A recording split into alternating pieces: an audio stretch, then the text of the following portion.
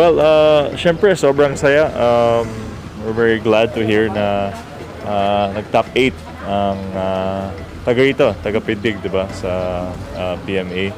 And congratulations kay Miss Factor at yung buong pamilya niya po. Nabalitaan ko po na yung tatay daw niya Marine din, no? PMA din. So talagang it's in the blood, no? Nasa family. So congratulations po. Thank you for bringing pride and joy to Ilocos Norte. And we wish you luck dun po sa career po ninyo. And rest assured that the whole province congratulates you and supports you.